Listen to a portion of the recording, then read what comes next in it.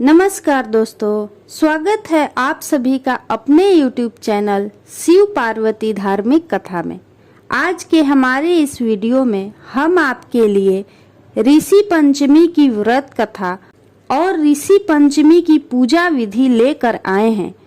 हरतालिका तीज के 2 दिन बाद और गणेश चतुर्थी के 1 दिन बाद ऋषि पंचमी मनाई जाती है।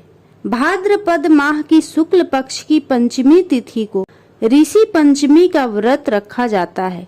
इस साल ऋषि पंचमी का व्रत 1 सितंबर 2022 दिन गुरुवार को रखा जाएगा। मान्यता है कि जो भी व्यक्ति इस दिन ऋषि मुनियों का स्मरण कर उनका पूजन करते हैं, वे सभी पापों से मुक्त हो जाते हैं। ऋषि पंचमी के दिन सप्त ऋषियों का पूजन किया जाता है। इस व्रत को रखने से महिलाएं रजस्वला दोष से मुक्त हो जाती हैं, इसलिए इस व्रत को महिलाओं के लिए अत्यंत उपयोगी बताया गया है। तो चलिए सुनते हैं ऋषि पंचमी की व्रत कथा। सतयुग में विदर्भ नगरी में सेनजीत नामक राजा हुए थे। वह ऋषियों के समान थे। उन्हीं के राज में एक कृषक सुमित्र था। उसकी पत्नी जयश्री अत्यंत पतिव्रता थी। एक समय वर्षा ऋतु में जब उसकी पत्नी खेती के कामों में लगी हुई थी तो वह रजस्वला हो गई। उसको रजस्वला होने का पता लग गया, फिर भी वह घर के कामों में लगी रही। कुछ समय बाद वह दोनों स्त्री पुरुष अपनी अपनी आयु भोग कर मृत्यु को प्राप्त हुए। जयश्री तो कुतिया बनी और सुमित्र को रजस्वला स्त्री के संपर्क में आने के कारण बैल की योनि मिली। क्योंकि ऋतु दोष के अतिरिक्त इन दोनों का कोई अपराध नहीं था, इसी कारण इन दोनों को अपने पूर्व जन्म का समस्त विवरण याद रहा। वे दोनों कुतिया और बैल के रूप में उसी नगर में अपने बेटे सुचित्र के यहाँ रहने लगे। धर्मात्मा सुचित्र अपने अतिथियों का पूर्ण सत्कार करता था। अपने पिता के श्राद्ध के दिन उसने अपने घर ब्राह्मणों को भोजन के लिए नाना प्रकार के भोजन बनवाए। जब उसकी स्त्री किसी काम के लिए रसोई से बाहर गई हुई थी तो एक सर्प ने रसोई की खीर के बर्तन में विष वमन कर दिया।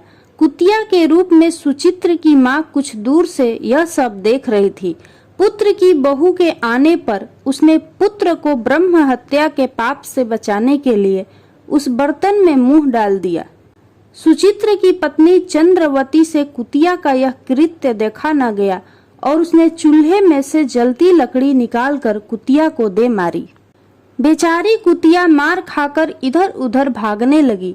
चौके में जो जूठन आदि बची रहती थी वह सब सुचित्र की बहू उस कुतिया को डाल देती थी, लेकिन क्रोध के कारण उसने वह भी बाहर फेंकवा दी। सब खाने का सामान फेंकवा कर बर्तन साफ करके दोबारा खाना बनाकर ब्राह्मणों को खिलाया।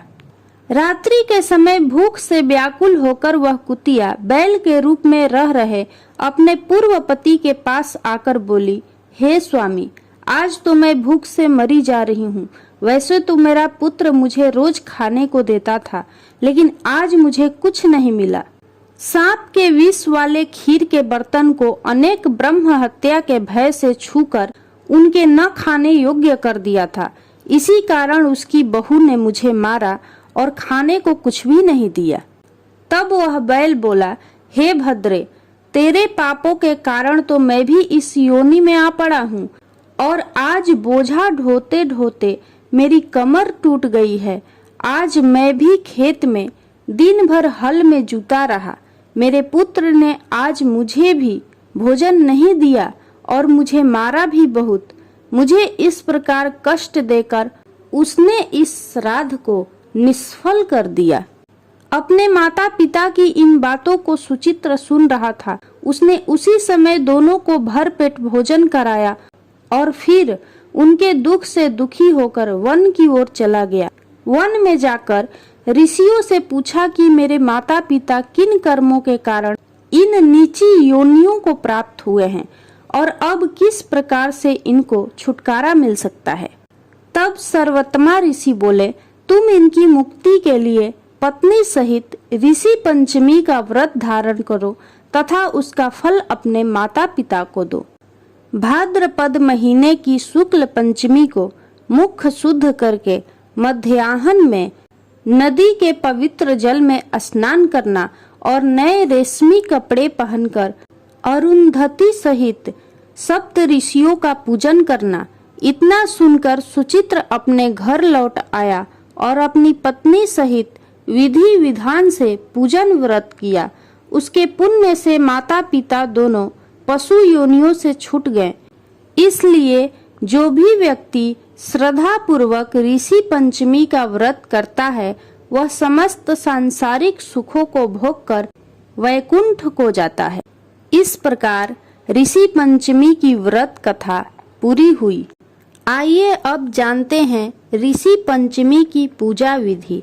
इस दिन ब्रह्म मुहूर्त में उठकर नित्य कर्मों से निवृत्त होकर पवित्र जल से स्नान करके नए वस्त्र धारण कर लेने चाहिए। इसके बाद पूजा घर में आसन पर बैठकर पूजा स्थल पर हल्दी कुमकुम से एक चौकोर मंडल बनाएं। इसके बाद सप्त ऋषियों की स्थापना करें। इसके बाद पंचामृत व गंगाजल का छिड़काव करें। फिर चंदन का तिलक लगाएं। इसके साथ ही पुष्प अर्पित करें। फिर वस्त्र व जनेऊ अर्पित करें। जब आपकी पूजा संपन्न हो जाए तो सप्त ऋषियों को फल व मिठाई का भोग अवश्य लगाएं। इस प्रकार ऋषि पंचमी की व्रत कथा और पूजन विधि पूरी हुई। बोलिए सप्त ऋषियों की जय। यदि आपको यह कथा अच्छी लगी हो तो कमेंट बॉक्स में सप्त ऋषियों की जय जरूर लिखें।